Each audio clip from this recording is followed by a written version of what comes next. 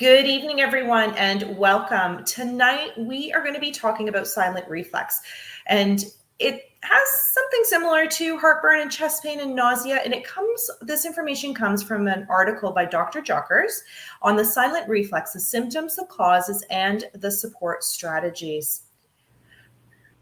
We have a lot of upcoming really interesting things that happen on Tuesday nights online. So on the 10th, we're going to be talking, Dr. Justine is going to be talking about her own personal experience with a cervical neck disc injury that she had, and what is disc herniation. We are also going to be talking about how to get a really good quality sleep and whether napping is good for you and maybe some of the best sleep positions. We have an upcoming talk, and it is all about when we feel tired. And there are some medical conditions, there are 8 of them, that really can contribute to being tired all the time. And so exciting, we are having our first back in-person off-site makeover, and we're going to be talking about gut health and the microbiome. And Dr. Justine and Dr. Udani are going to be there for a whole morning full of valuable information, healthy snacks, and lots of fun. You need to register at the center for that and get your tickets. I wanted to welcome Sabine Mansour. She is our registered holistic nutritionist. She's also a metabolic balance coach. So she has been with our center for over 5 years and holds a dietary degree, and it came from France. She is an expert when it comes to food and our nutrition and what our body needs. And I wanted to really welcome her this evening as she's going to be talking to us about silent reflux. Please help me welcome Sabine. Thank you, Angela, for the introduction. Hello, everyone. I'm going to be talking today about the silent reflux. Silent reflux is a condition that most people do not know much about. Heartburn, nausea, belching, and chest pain, these symptoms are usually signs of acid reflux. In some people, however, reflux is not that obvious and symptoms are different. They may be dealing with silent reflux, or we call it LPR, laryngopharyngeal reflux. Silent reflux is caused by the backward flow of stomach acid affecting the lower part of the throat and voice box, causing irritation, burning sensation, sore throat, hoarseness, coughing, and other symptoms. While silent reflux is highly treatable, untreated silent reflux can result in serious complications, including increased risk of the oral cavity, lung and breathing disorders, pneumonia, and increased risk of laryngeal and esophageal cancer. Fortunately, it is possible to support your body and improve your health naturally to reduce risks and complications. So we're going to learn today what is silent reflux. So I will discuss the main symptoms of silent reflux in both adults and children. You will understand the potential complications of untreated silent reflux. You will understand the difference between silent reflux and GERD, is the gastroesophageal reflux disease. I'll discuss how silent reflux is diagnosed and current conventional treatment methods. You will also learn about the root causes of the disease. Finally, I will share my top natural support strategies for silent reflux to improve your health and well-being. Okay, so what is silent reflux? LPR. So it's a health condition characterized by throat discomfort behind the breastbone caused by stomach acid. It may develop in infants and adults, and it's a treatable health condition, which is really good.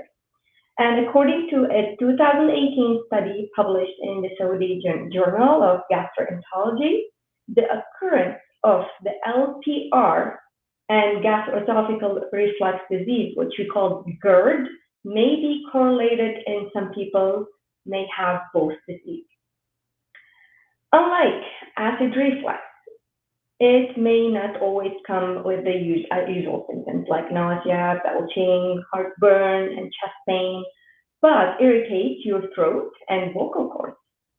Reflux is a term that refers to return flow. In silent reflux, it refers to the backward flow of the stomach acid into your lower part of your throat, causing symptoms. And when the stomach acid in your stomach comes in contact with your food pipe and vocal cord, it can cause irritation, discomfort, or a burning sensation. It may also damage your throat and vocal cord. So silent reflux is also often associated with coughing, throat clearing, and hoarseness. So this is any kind of like a main symptoms of the complication of the silent reflux. Sore throat, as I said, burning sensation, bitter taste in the throat, need to clear the throat very often. I mentioned hoarseness, chronic cough, feeling like there is a lump in the throat. It can be difficulty swallowing, a sensation of post-nasal drip, a sensation of mucus buildup, red, swollen, or irritated vocal cords and larynx. And for the kids and infants, the symptoms are kind of similar, but I'm going to add some kind of like asthma, can be ear infection, failure to grow or weight gain, and turning blue sometimes, and noisy breathing, sore throat. So these are the same with the adult symptoms.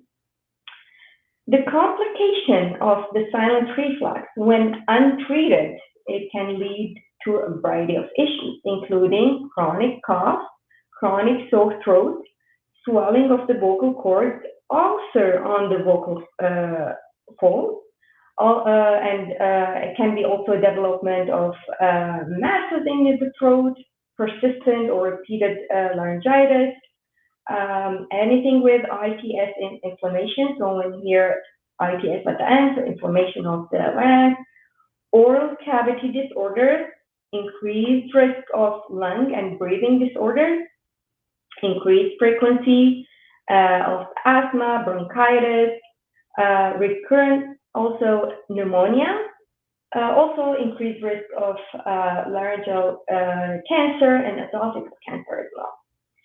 So what is the long term of the complication? We talked about this. And now what is the difference between GERD and silent reflux? So while GERD and silent reflux may overlap, there are some major differences between the two conditions. GERD is a condition in which stomach acid and stomach enzymes backward flow into your esophagus. GERD is characterized by acid reflux, heartburn, nausea, belching, and pain in the chest. It can not only irritate by seriously damaging the esophageal lining. Silent reflux also develops when your stomach acid or food enzyme backward flows, but into the laryngopharynx, which is the lower part of your throat. While some people have both conditions, many people with GERD don't have silent reflux, while others with silent reflux don't experience symptoms of GERD. It can be both. So without the presence of GERD, silent reflux usually does not cause heartburn. Instead, it results in irritation in the throat, voice box, and vocal cords. This area is incredibly sensitive, and backflowing acid can seriously damage surrounding tissue. When only passing through the food pipe, acid does not have time to irritate the voice box area. However, when backflowing, it causes increased and prolonged irritation, resulting in sore throat, a burning sensation, a need to clear your throat, hoarseness, and other symptoms of silent reflux. So technically, I would say this is the difference. And now I'm going to talk about the diagnosis. So before you understand how silent reflux develops and what natural strategies, I recommend, I want to go over how silent reflux is diagnosed and your conventional treatment options. So diagnosis, If you are experiencing symptoms of silent reflux, it's important that you visit your healthcare professional for the correct diagnosis. Your healthcare professional, usually a specialist, ear, nose, throat, we call them ENT specialists. Doctors will go over your medical history and your symptoms, and after a physical exam, a variety of laboratory tests may be ordered. Your doctor will recommend a swallowing study, and during this swallowing study, you will be asked to swallow barium, a special liquid that will cover your esophagus, stomach, and intestine, and barium shows up on X-ray, so your healthcare professional will be able to see how the food passes from your mouth through the esophagus and note any abnormalities. Next, you will likely go through an endoscopic study. This way, your doctor will be able to take a look at your esophagus and stomach with an endoscope, which is a long thin tube with a camera that can show your inside and detect any abnormalities. So your doctor will likely order also an esophageal pH test that can check the pH level in the esophagus to indicate the level of acidity. To do this, thin, small tube will be inserted through your nose down to your esophagus. The end of the tube has a small device that can sense acidity. And if your child or baby has reflux, contrast studies are not recommended. If the symptoms are persistent, including swallowing difficulties, feeding difficulties, or vomiting, endoscopy may be requested for kids. Now, what is the conventional treatment for silent reflux? According to a 2013 study published in Therapeutic Advances in Chronic Disease, conventional treatment strategies for silent reflux usually include a combination of reflux medication and lifestyle recommendations. Medications prescribed for silent reflux are either diagnosed to reduce stomach acid or prevent your body from eating too much stomach acid, creating too much stomach acid. Common medication include antacids, it's the PPI, proton pump inhibitors, and H2 blockers. While these medications are designed to reduce your symptoms, they will not reverse or cure the condition. Most patients need to continue taking them for the rest of their lives to manage their symptoms.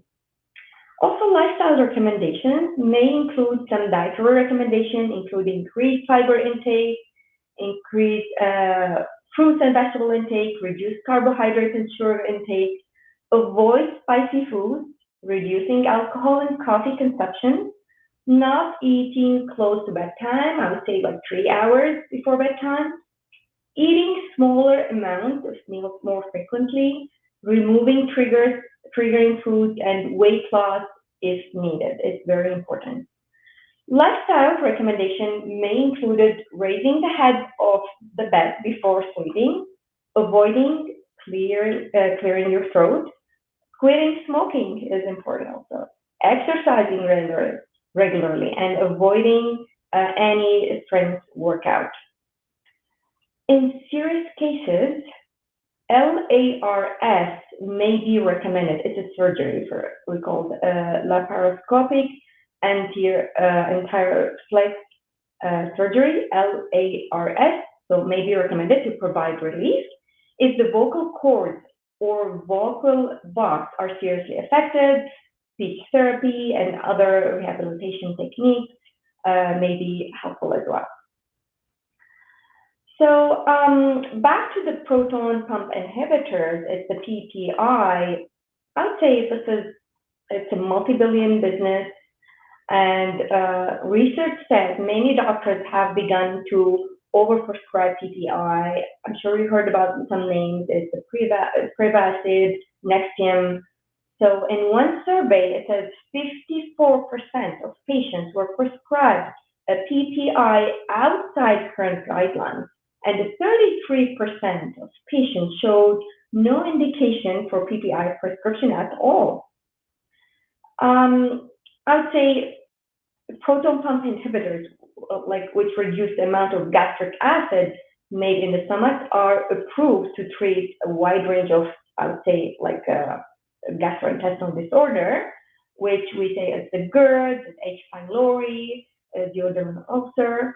But at the same time, there is a lot of side effects for those PPI, including chronic kidney disease, kidney failure, heart attack, dementia, bone fracture, vitamins and minerals deficiency. I mean, the list goes on, but in my opinion, we have to look at the root cause of the silent reflux before just taking all this medication. And let's talk about it and look at what is the root cause of the condition. First of all, we have the food sensitivity. Certain foods may be more triggering for silent reflux than others. And food sensitivities are different from food allergies. We have to, just a big difference, we have to make sure that we understand that point, that food allergies cause an immediate reaction in your body, and you may experience hives, swelling, difficulty breathing, and puffiness, digestive issues or other symptoms immediately after eating the food. This is how it's reacted, and it can be life-threatening.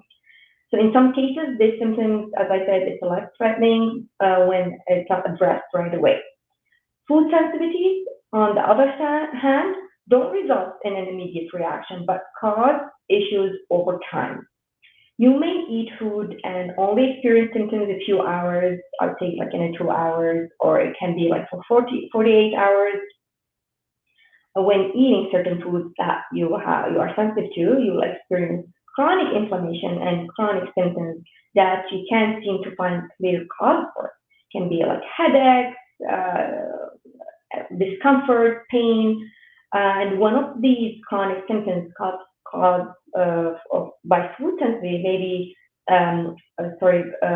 by maybe symptoms of silent reflux. And according to a 2007 study published in the Journal of Pediatric Gastroenterology and Nutrition, esophageal cells in the esophagus may experience an allergic reaction to reflux disease that may be triggered by a reaction to food.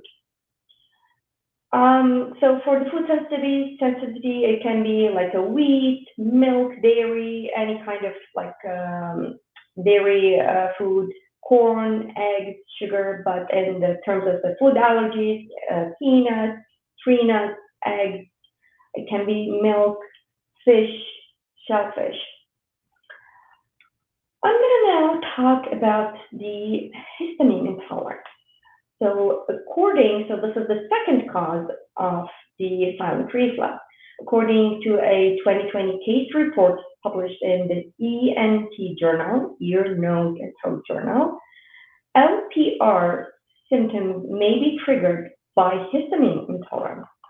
Histamine intolerance means that your body has too much histamine buildup and is unable to break down excess histamine. So high histamine foods can cause histamine intolerance and symptoms, including acid reflux and silent reflux in some people.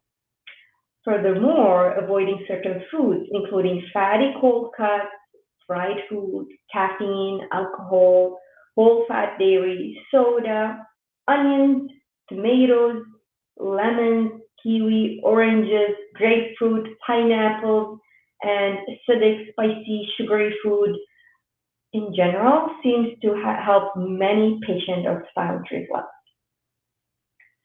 So in terms of the third cause of the silent reflux, we have the poor stomach acid production. When it comes to acid reflux and silent reflux, the common misconception is that high stomach acid production is a problem, when in reality, low stomach acid is usually the culprit. But when is the stomach acid? What is the stomach acid? Stomach acid or gastric acid is one of the most important substances that helps digestion. Stomach acid is a digestive fluid created in your gut to help the digestion of the food. Its main component of the hydrochloric acid is the HCl, along with potassium chloride and sodium chloride.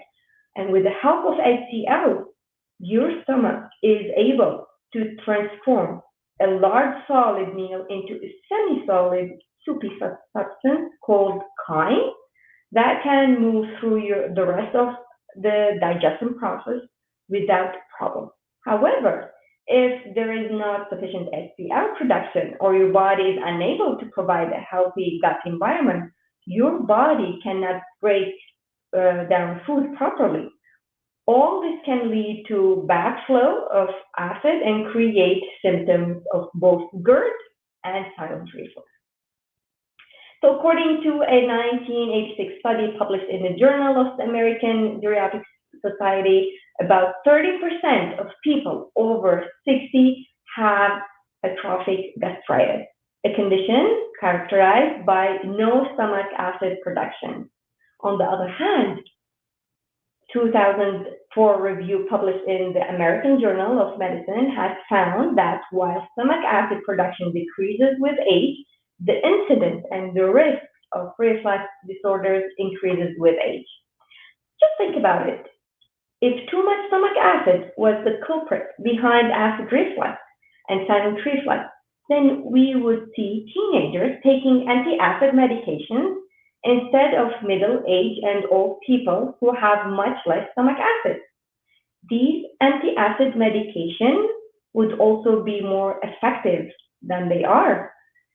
So the truth is that the real problem behind acid reflux and silent reflux is low stomach acid production.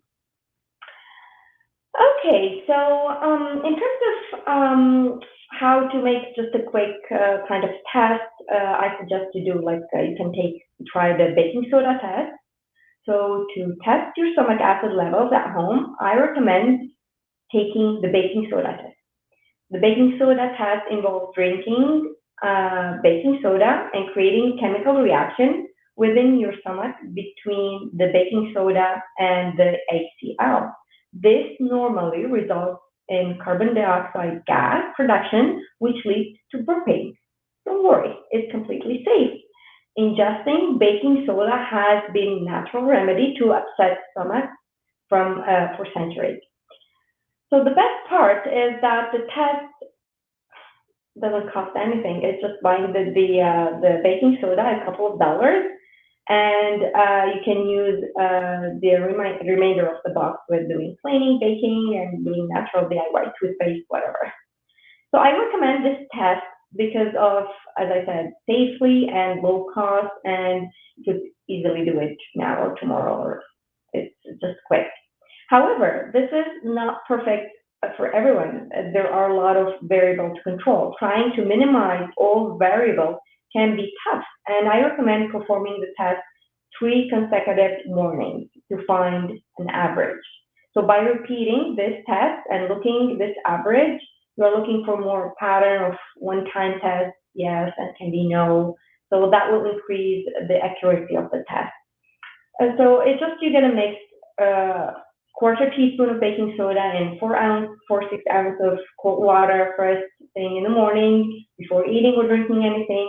You drink that solution, and you can just see the time, how long it takes to belch. It will be just take up to 5 minutes. If it's more, it means that you have a low stomach acid, I would say. So in theory, your stomach is producing adequate amount of stomach acid, and you will likely belch within 2 to 3 minutes. Early and repeated belching may be due to excessive stomach acid. Any belching after 3 minutes indicates, as I said, low acid level. While this simple and affordable home test can guide you in the right direction, I always recommend that you visit your healthcare professional for further testing. Working with a functional healthcare doctor, a health doctor can help with find a potential underlying issue and if there is any gut problem as well.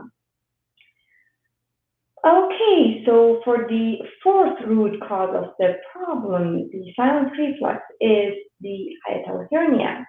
Hiatal hernia is a condition when your stomach pushes through an opening in your diaphragm and into your chest. While this sounds scary and painful, most people don't notice any symptoms.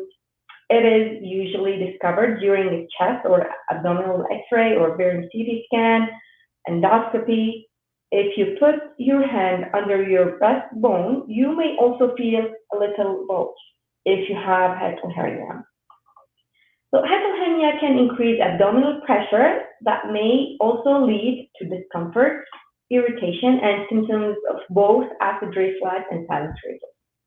There is a study in 2008 published in the Journal of the Gastroenterology has found that 23 patients from 167 with LPR also had hiatal hernia. In these cases, addressing hiatal hernia is an important part of the whole treatment strategy. Number 5 is the H. pylori overgrowth. What is H. pylori? It's a very sophisticated microorganism that is able to survive in your stomach's harsh and acidic environment. And according to a 1995 review published in Element Pharmaceutical Therapies, over 50% of the population is struggling with the overgrowth of H. pylori. H. pylori produces urate. It's an enzyme that breaks down the urea in the stomach into ammonia and carbon dioxide. This process can lead to belch and bad breath, both of which are signs of acid reflux. And HCl, hydrochloric acid, is an acid that is necessary to create an acidic environment in your stomach to help digest protein, ionize minerals, stimulate bile, and metabolize fat. When your body is unable to release enough HCl, it will affect your digestion, protein absorption, and your ability to meet key dietary nutrients. So the problem is that H. pylori disrupts the digestive process and interferes with HCl. And according to a 1997 study published in Gastroenterology, H. pylori disrupts stomach acid secretion, which can lead to issues including silent reflux. And there is much more studies shows that indicate that addressing H. pylori overgrowth can reduce the risk or improve silent reflux in general. So I'll say just quickly the most common symptoms of the H. pylori: abdominal pain, belching, mild nausea, irritable bowel syndrome, IBS, bloating and digestion, bad breath, anemia. This is some of the most common H. pylori infection. Then I'm going to jump to the gut dysbiosis and SIBO. So this is the sixth root cause of the silent reflux. For a healthy body and healthy digestion, you need a healthy gut flora. When your gut microbiome is out of balance, we call it dysbiosis. And there are too many bad bacteria and fungi and too few beneficial bacteria. So gut dysbiosis occurs. Gut dysbiosis can increase inflammation, gut health issues, chronic symptoms, and the risk of disease. Unlike your large intestine, your small intestine has relatively few bacteria. Small intestinal overgrowth, so SIBO, refers to a condition when there is a bacterial overgrowth in your small intestine. So there is a study shown in 2019 published in the Journal of Thoracic Disease that found a connection between microbiome health and esophageal disease. It turns out microbiome imbalance can lead to acid reflux and silent reflux. An overgrowth of bacteria in the small intestine can lead to extra gas that can lead to belching, which is a common symptom of acid reflux. SIBO can develop rapidly to SIBO-related acid reflux, and silent reflux may develop quickly as well. If your silent reflux is related to SIBO, it is important that it is not treated with proton pump inhibitors, the PPI, as it can worsen the condition.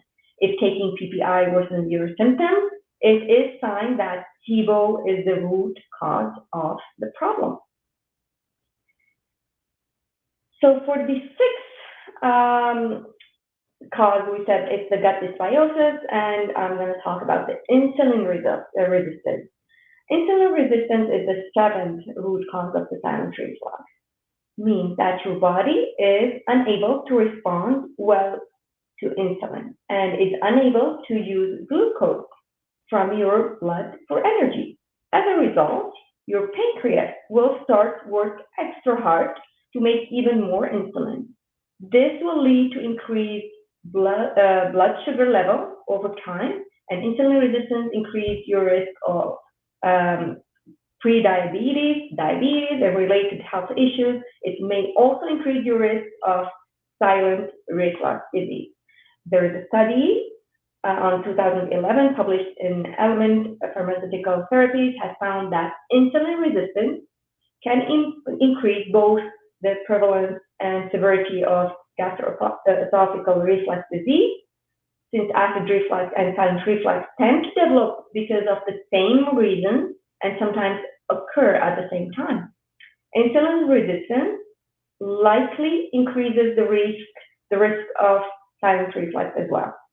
There was another study in 2013 published in the Journal of Voice confirmed that this assumption by finding the patients with diabetes have an increased risk and prevalence of laryngopharyngeal reflux disease is the LRP. It's the silent reflux, the same. So signs of insulin resistance tend to be overweight, trouble losing weight, large appetite, craving sweet after meals, eating sweet, doesn't relieve cravings as well, feeling more tired after meals, frequent thirst and urge to urinate, hormone problems such as PCOS, polycystic ovarian syndrome, in female, estrogen or testosterone dominance in male, low testosterone, acne, skin tags, high blood pressure, high triglycerides. So this is some of the signs of insulin resistance. Now, what is the natural support strategies for silent reflux? If you have a silent reflux or at the risk of developing silent reflux, there are several natural support strategies you can try to support your health. This information has not been, I would say, by the FDA, but it's not approved to prevent, treat, or cure any health condition. So this is informational purpose only. It doesn't replace to any medical advice you get from your doctor. Please to mention that before just going ahead. So in 2007, a study published in the Journal of the Clinical Biochemistry and Nutrition has found that pro-inflammatory factors, inflammation and oxidative stress, play a role in the gastroesophageal reflux disease. And non-erosive reflux disease, we call it NERD. Furthermore, a 2019 study published in the Journal of Thoracic Disorder has found that diet may help, may play a role in both the development and management of esophageal and reflux diseases.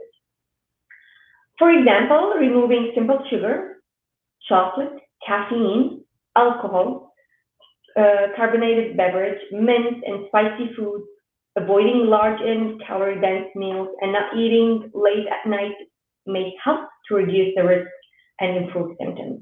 An anti-inflammatory nutrition plan can help you to achieve this goal and support your body. I recommend that you remove refined sugar, refined oil, deep fried oil, artificial ingredient, junk food, and highly processed food.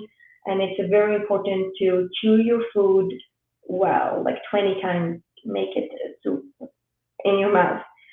I would say also avoid any foods that may be trigger, including spicy food, and any food sensitivity, and focus on leafy green vegetables, low glycemic index fruits such as berries, avoid bananas, grapes, and I would say take healthy fats, high quality animal proteins such as grass-fed, pasture-raised poultry and eggs, wild-caught fish, and wild game. So the top anti-inflammatory food, you can just look at the slides. I mentioned a couple, so the healthy fats, the avocados. You can have some extra virgin cloves, pressed olive oil, green tea, non-starchy vegetables, turmeric. Bone broth is very, very important. Apple cider vinegar, ginger, fermented vegetables, and the list goes on. And the pro-inflammatory foods, refined bread and flour and all this production, grains, I would say, deep fried food, grain-fed meat, and most commercial, I would say, commercialized salad dressing and oil.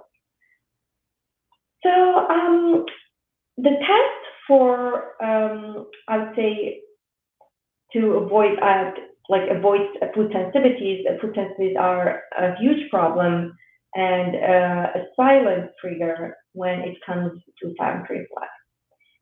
Common food sensitivity include, as I said, gluten, sugar, soy, corn, shellfish, peanuts, and dairy, and silent reflux, chocolate, coffee, caffeine, spicy foods, acidic foods, high histamine foods, and carbonated drinks can lead to symptoms in many.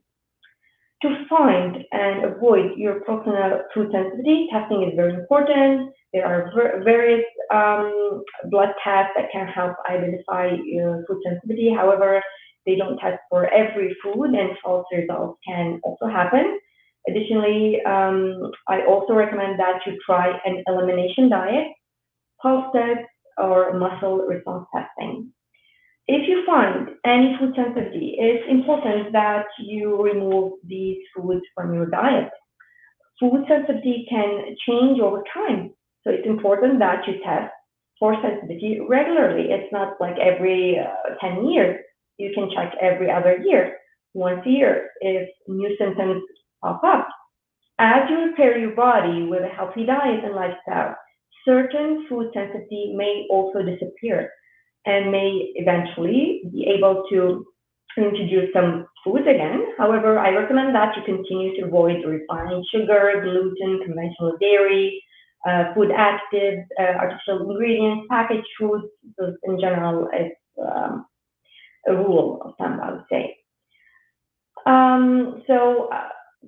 There is a couple of, as I said, the food sensitivity testing. You can do blood work, IgG testing, cellular testing, ELISA, immunoglobulin. It shows on the slides. There is advantages of the food elimination diet and disadvantage.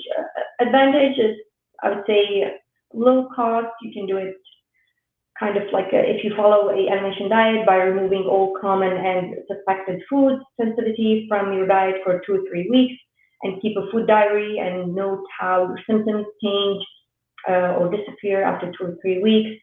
You start introducing each food one by one, and after introducing one food, wait for 2 or 3 days and watch for a delayed reaction. Can be like headache, discomfort, pain. And if you notice any symptoms of silent reflux or other health issues, remove this food. You may try to introduce it again to make sure it is a true sensitivity. If you find any sensitivity, make sure to remove them from your diet at all. So I would say avoid it, then introduce it back. Always read labels, use a food journal, and observe for any changes for any symptoms and introducing back. So this is how the food elimination works. So in terms of the other test that I talked about is the pulse test. Pulse testing is the biofeedback test for food sensitivity. Pulse testing measures the stress response caused by food based on the increase in your heart rate. Problematic foods that cause food sensitivity activate the sympathetic branch of the autonomic nervous system, signaling a fight or flight response in the body and increasing blood pressure and heart rate. Measuring your pulse rate when exposed to specific foods can indicate whether the foods activate the stress response. If you don't feel comfortable testing your pulse on your wrist, you can also purchase and use pulse oximeter that records both your pulse and your oxygen concentration. To try pulse tests, begin by sitting down and relaxing for a few minutes and then take 3 long deep breaths, and afterward begin testing your resting pulse and get a number. Let's say, I would say 60 beats per minute. Next, take 3 long deep breaths again and take the food in question and place in on your tongue and let it sit there for like 20 seconds or so, and relax breathing, and then test your resting pulse again while in the same position. There should be no other variable that would affect your heart rate. So you have to just check the difference of the rating. Kind of challenging, but it's easy to do it. It's not very complicated. So there is a couple of responses. If it's negative, gray area, or positive. So negative response, the food leads to no response, or just 1 beat per minute difference in your heart rate. If you eat a certain food and it does not cause change in how your heart rate, you are probably not sensitive to that food. However, if you still find this food triggering through daily experience or elimination diet, it is best to avoid it. Just listen to your body, right? And for the gray area response, the food creates an increase in heart rate for 2 or 3, I'd say, beats per minute. Always retest, and it doesn't happen. And for the positive response, the food causes a heart rate increase of 4 plus, I would say, beats per minute. Stop and retest. If this happens again, the food in question is causing stress response, and you should avoid that food until you treat with the gut, I'd say. For the muscle response testing,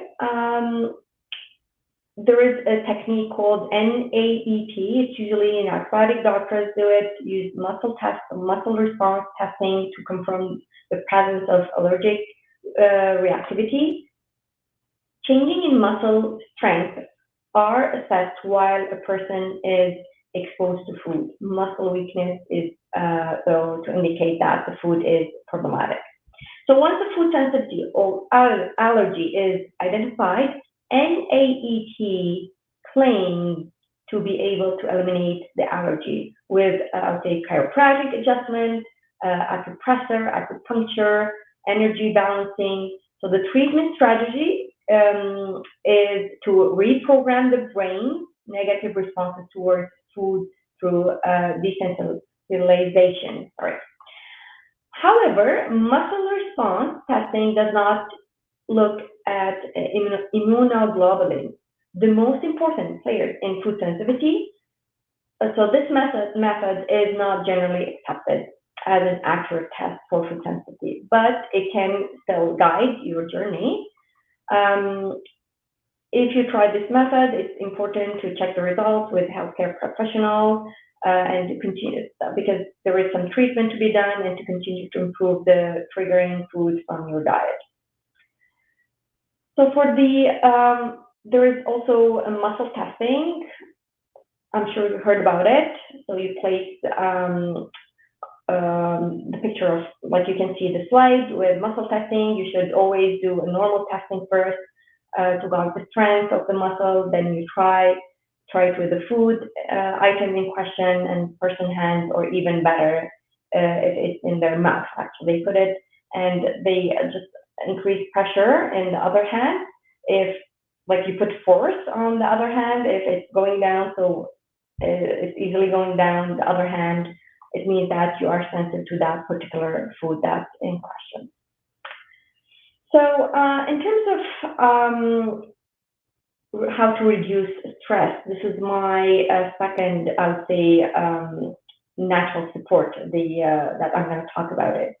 It's the sixth strategy for support the silent reflux. We have learned from a study 2007 published in the Journal of Clinical Biochemistry and Nutrition inflammation can play a role in a reflux condition. Chronic stress and poor sleep can increase inflammation and potentially contribute to the development of silent reflux. And according to another study in the European Archive of another journal, there is a correlation between sleep apnea, poor breathing due to sleep disorders, and silent reflux. So I recommend that you reduce your stress levels and improve your sleep to improve your health and symptoms. Try meditation, guided relaxation, yoga, breath work, gratitude journaling, prayer, coloring to reduce your stress level. Approach life from a positive lens and work on an optimistic mindset. Spend time in nature and try grounding. You can also seek out a supportive community, spend time with friends and family, and designate regular me time as well. Seek support from a therapist, counselor, life coach, a spiritual counselor, and if you need further support, also I'll be happy to help. Also commit to a regular sleep, as I said, by going bed early, waking up around the same time, at the same time sleeping, same time, like waking up regularly. This will help to support your circadian rhythm. Avoid electronics, sugar, caffeine, heavy meals, stress close to bedtime. Seek relaxing activities such as taking a calming bath, reading, meditation, journaling, calm conversation. So make sure your bedroom is in a calm sanctuary with comfortable pillows and bedding, supporting mattress, and blackout curtains as well. So this is some of the tips for a great night's sleep. I will jump on the test for and reduce gut infection. Talking about the H. pylori overgrowth or SIBO, small intestine bacterial overgrowth, and gut dysbiosis may be the culprit behind your issues. Testing for these gut infections with a GI map stool test or other high quality stool testing is very important. It can be done with a naturopathic doctor, or you can just ask your healthcare practitioner if they do the GI map stool testing. So working with a functional healthcare professional can help you to create a dietary protocol, and I recommend supplementation to reduce your specific gut infection, and that goes hand in hand with your diet as well. So I'll be happy to help if you have any question for at this point on the GI map stool analysis. So how to reduce hiatal hernia if you have it. So we know from a 2008 study published in the Journal of Gastroenterology that hiatal hernia may cause silent reflux.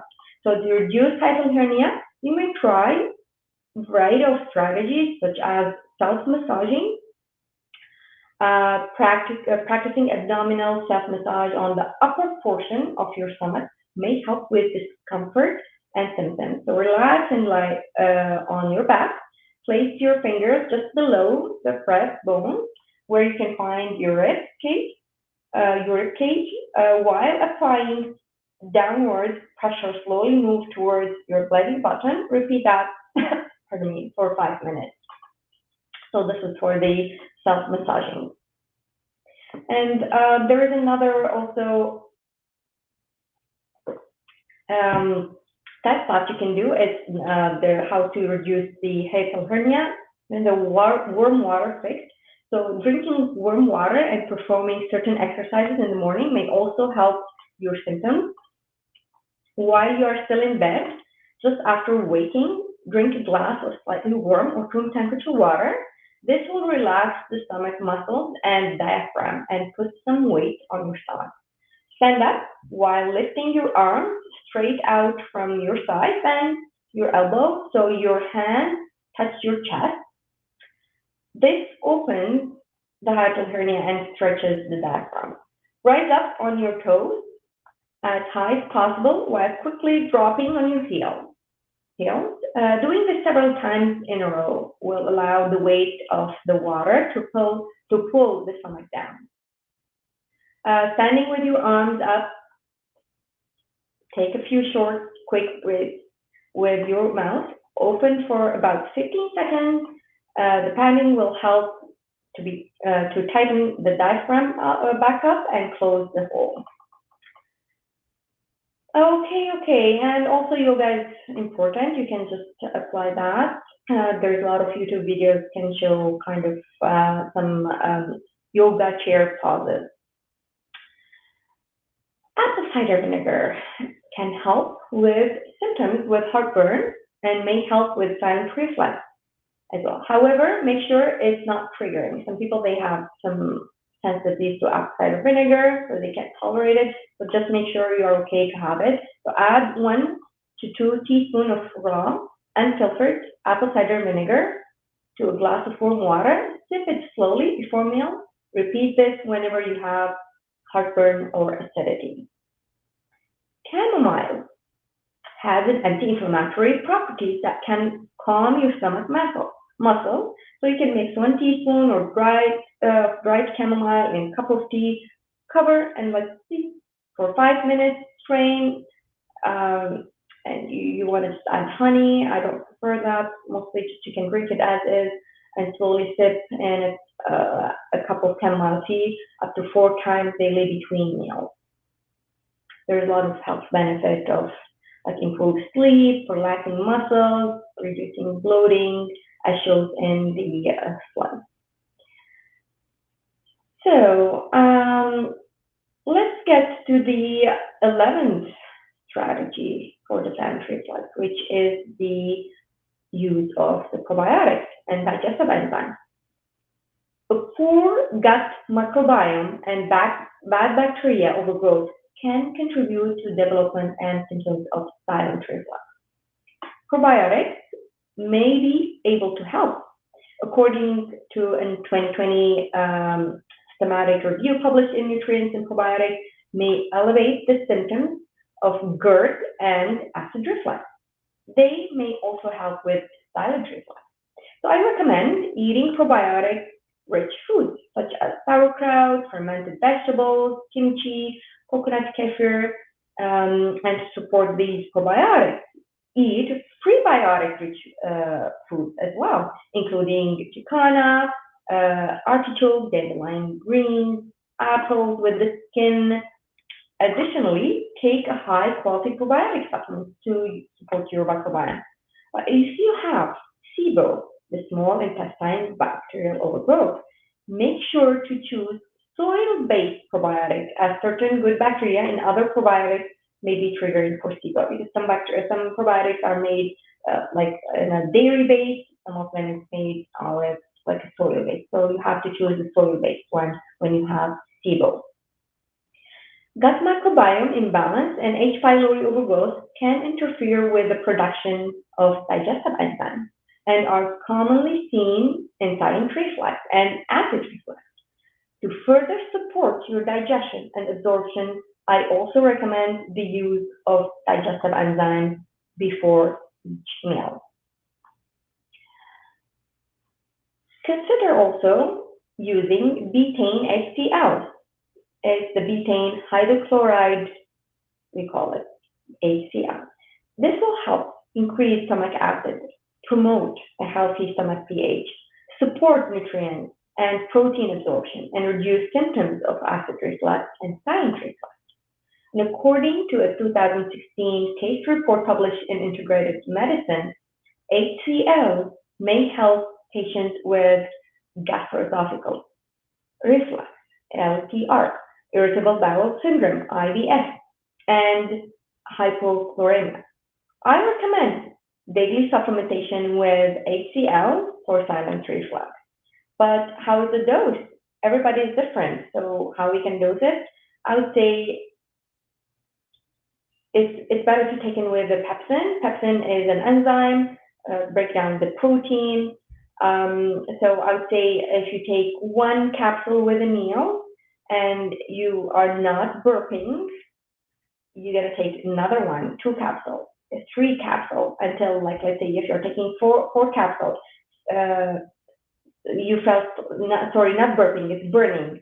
If you have slightly feeling like a burning sensation in your throat, so you stop that dose.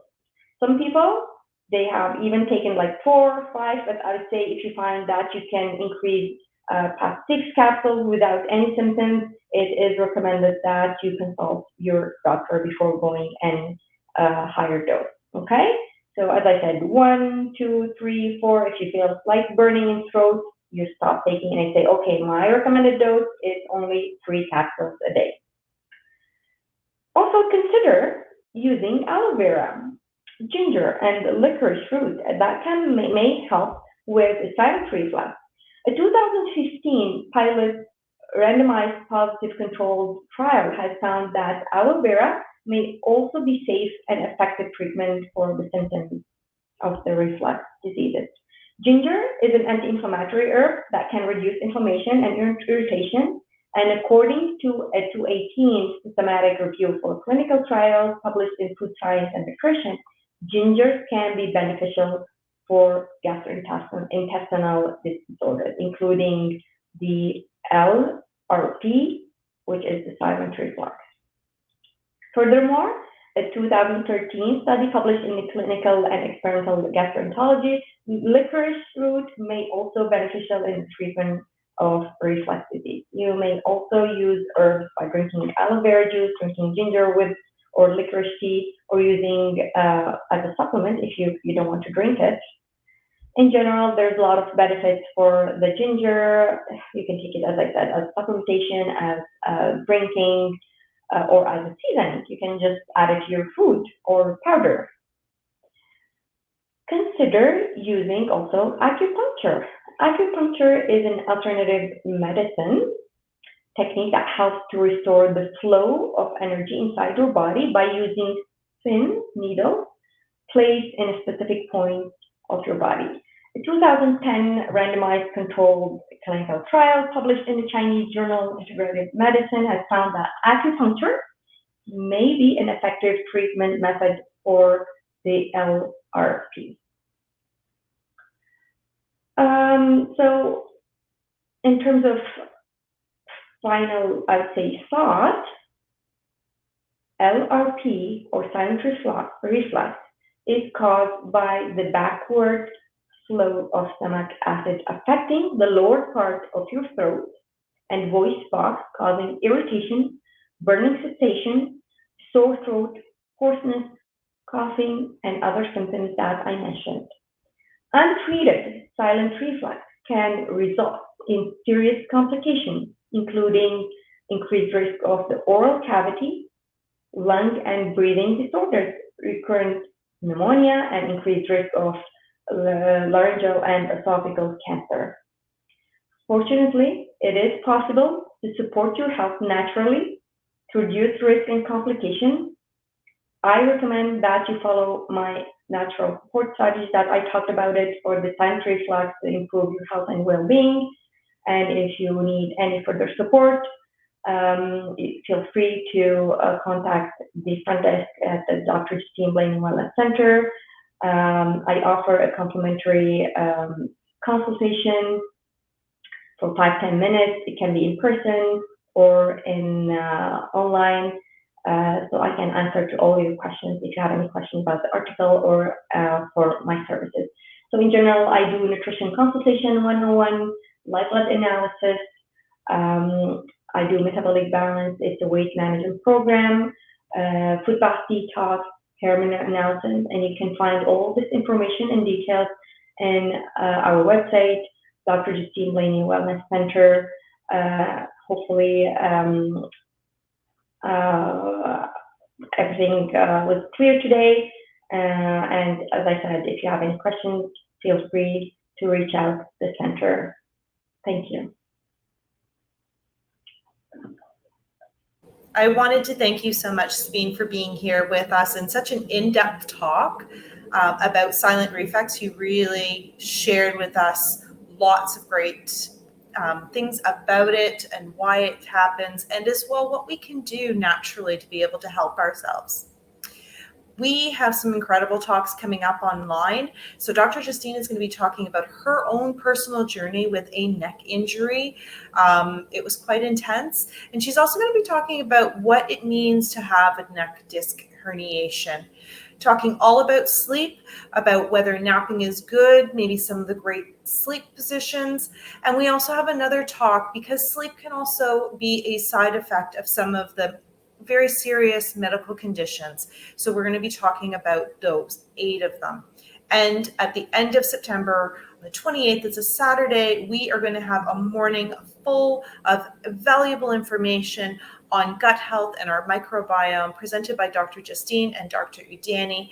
Lots of healthy snacks. It's in person. It is phenomenal. And you just call our office to get your tickets for those.